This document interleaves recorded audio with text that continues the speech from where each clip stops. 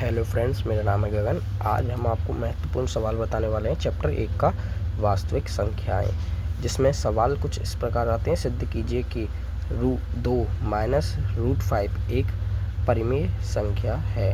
तो इसको कुछ इस प्रकार हल करेंगे हम। यहाँ पर सबसे पहले हल लिख देते हैं।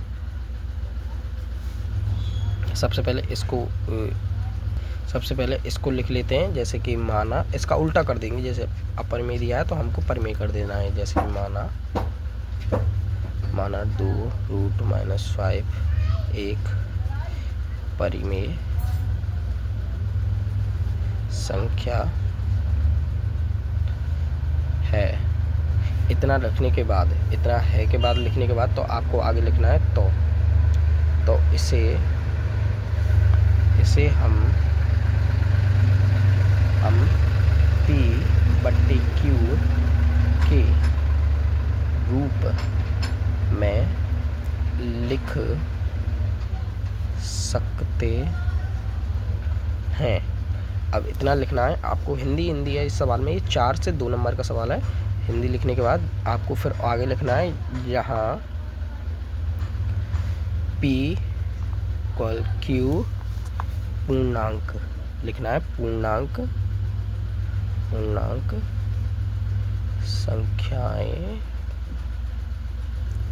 संख्याएं हैं, तथा डाल के आपको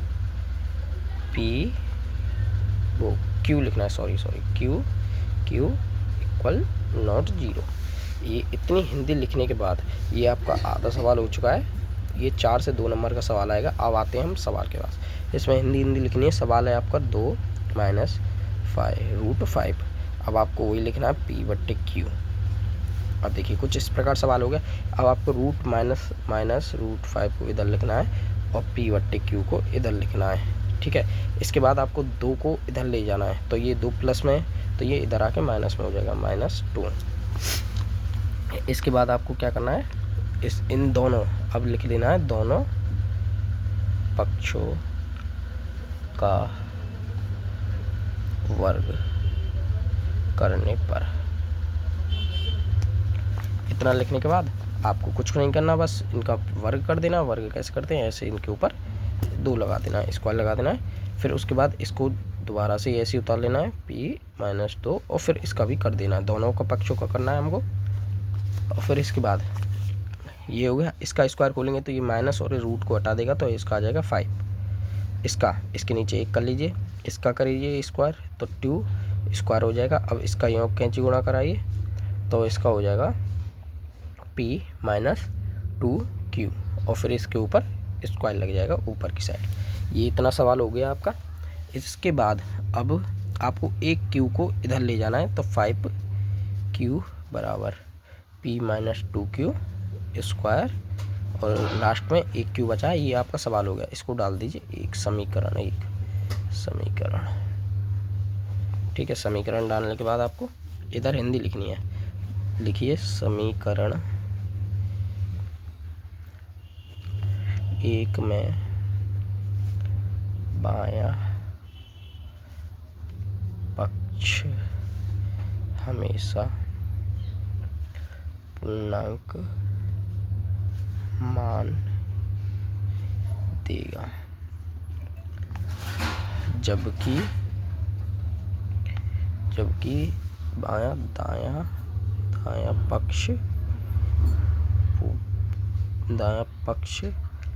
दायां पक्ष हमेशा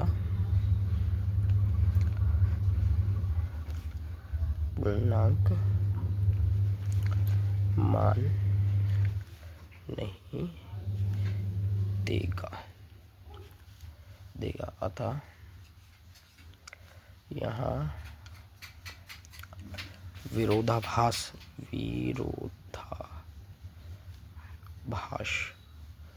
उत्पन्न होगा। इसलिए √2 माइनस √5 एक परिमेय संख्या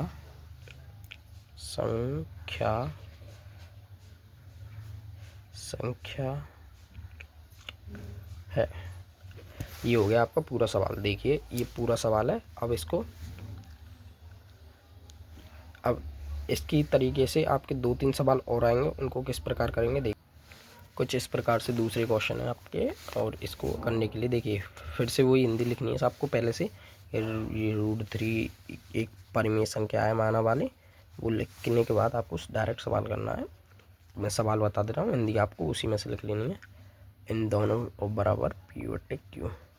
अब ये जो है इसको इधर ले जाइए। √3 बराबर P/Q -5। अब दोनों पक्षों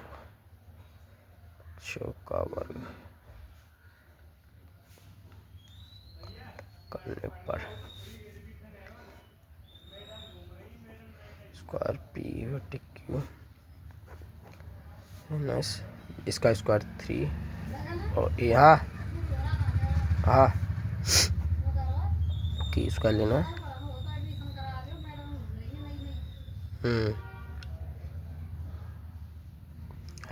P/Q है, इधर Q लगा के इसको स्क्वायर लगा देना है। अब एक Q को इधर ले जाना, 3Q बराबर P -5Q स्क्वायर। समीकरण 1 ये बन गया आपका समीकरण। दूसरा सवाल ये रहा, सिद्ध कीजिए। इसको लिख दीजिए P/Q। अब इसको √5 को इधर लिख दिए PQ, इसको अरे गुणा में, अच्छा ठीक है, गुणा में तो दोनों पक्षों का वर्ग कर दीजिए। और इसके बाद 7 × 5 बराबर P² Q²। 7 7 35 35 5 Q² P² 3PQ बराबर P² Q। अब वो हिंदी लिख दीजिए। आपको समीकरण 1 बन गया। ठीक है, ये सवाल है हमारे, ये सवाल है। आपको 4 नंबर मिल जाएंगे ये एक सवाल करने के बाद। अब ये हमारा दूसरा सवाल है, ये चौथा सवाल, सॉरी। ऐसे ही सवाल आएंगे। अब ये √2 है और एक परिमेय संख्या सिद्ध करना है हमको। तो इसको हिंदी लिखना है, वही वाली हिंदी लिखने के बाद आपको डायरेक्ट ये सवाल कर देना है PQ। अब दोनों पक्षों का वर्ग, इधर कुछ भी नहीं है ना, इधर है, इसको ऐसे ही लिख देना है। अब दोनों पक्षों का वर्ग करना है, का वर्ग करने पर